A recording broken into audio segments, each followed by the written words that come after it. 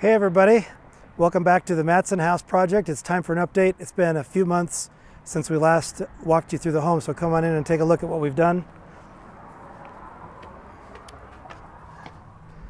There's a lot to talk about today since it's been so long. A lot of the work that we've been doing is in the mother-in-law apartment here in the back.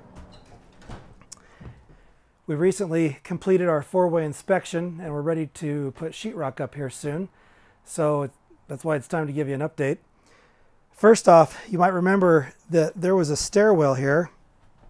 We needed the space from the stairs in order to make this a much more livable room, and by taking that out, we gained about 40 square feet. And since this apartment is only going to be about 360 square feet, every square foot mattered.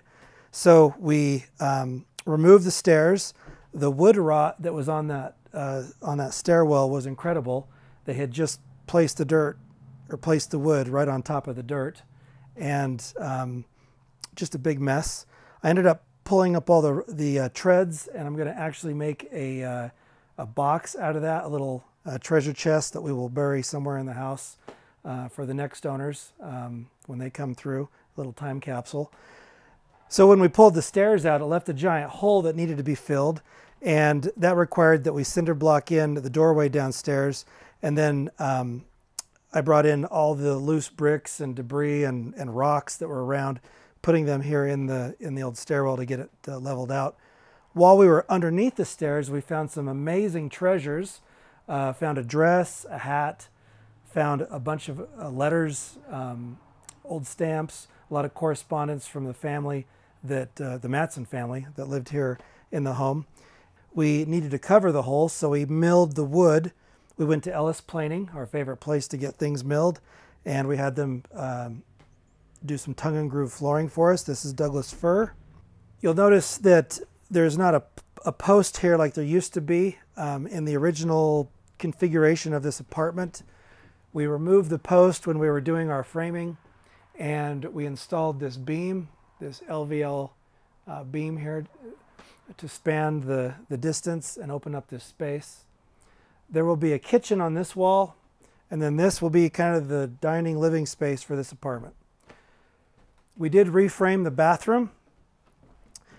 Our original configuration that we put on grid paper seemed like it was going to be great, and we had framed in this tiny little bathroom that was about, this big here, and our contractor came in and laughed at us and said, "What is this? This is ridiculous." And we're like, we hung our heads in shame and agreed.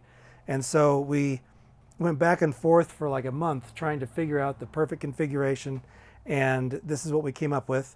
So there will be a stackable washer dryer here. We'll have our vanity over here with the toilet, and then this will be a very large walk-in shower. There'll be tile surround and everything. We also reframed the bedroom. Now, one thing you'll notice if you look up here, you'll see that this is the soffit from the exterior porch that was on the home back in the early 20th century. And we wanted that to be exposed and kind of honor the history of the house. So there's a little bit of that left. We will get that patched and all the holes put back in place. We actually have recovered or salvaged some soffit from another part of the house. We did put new windows and a door in this apartment. There was a window right here where this door is. We've since installed the door, and we have this nice concrete landing, so this will be the exterior access to this apartment from outside. And then we also pulled all the plaster off of this amazing brick wall. This is the original exterior wall of the home, and it was a very deep red color, but they had plastered over it and then painted it bright school bus yellow. So we took about 7 hours and pulled all that plaster off, which exposed the brick, and then we had to use a brush on a drill and brush the brick to get it kind of more homogeneous looking. But the brick is beautiful, and it's going to be a nice accent. We also cleaned up this room after we pulled all the plaster off the ceiling and walls, and when we did that, we discovered some pretty cool things.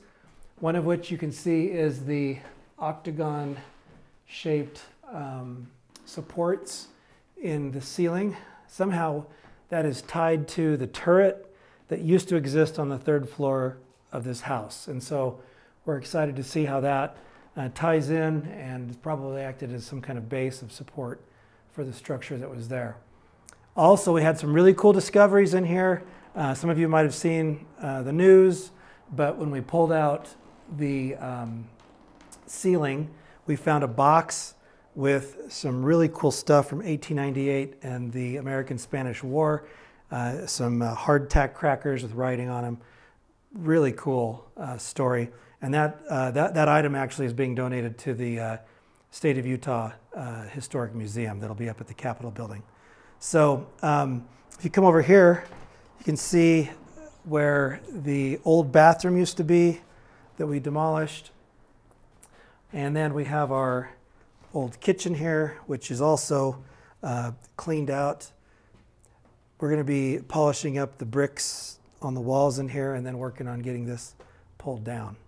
So you can see that the outside of the building looks different with our door placement and with the placement of the landing and the concrete stairs. We've got gutters coming down. I had gutters put up to manage the water. You can see where the water was dripping down and damaging the paint on the stucco here on the side. That's no longer a problem. We have installed those new windows, and we will have the stucco repaired where it's missing here in the next week. You also might remember that there was a window here that was not original to the home and had been installed sometime in the last couple of years. We had a professional brick mason come and use the bricks that were torn out of this wall and reuse them and put them back in place. And so we've plugged up that hole in the wall, and that'll be finished off nicely when we end up painting the home. We've also been reglazing the windows. We fixed this one that had been broken when we first bought the home. We pulled the OSB off the house, and we've been working on other windows in the house as well along the way. After we removed the stairwell, we needed stairs down to the basement. So we decided to put stairs back where they used to be. Now, these stairs, when they were first built, went into the kitchen area here, but because of code and the steepness of them all, we had them come into this wall space.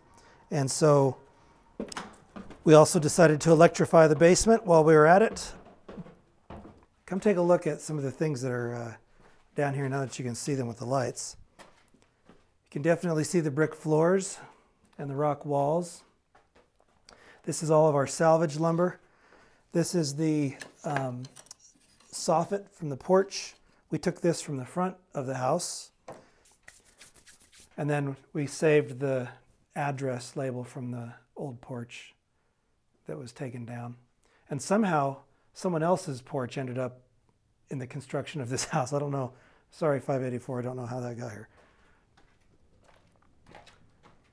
And then we have a better view of the pit, the creepy pit, everyone's favorite thing to talk about, the old footprint for where the gravity-fed furnace used to be, and the old coal room, very tiny coal room. As you can see, we have our plumbing, we've got our gas manifold. We are set up to get this place finished and occupied here soon. This is going to be the utility room. We've got a furnace that will be over here, and then where I'm standing will be an on-demand water heater. Yeah, what do they call those things? Yeah, so that'll be here in this space, and then you can see the second coal. This used to be the second coal room, and this was the coal chute that had a trap door out there when it was a porch, and they would have just dumped coal right in. I removed these enormous boards that were 12 inches by 1 inch, and you know, they were 14 feet long. So I salvaged those. We'll use them for something cool. But that's this space.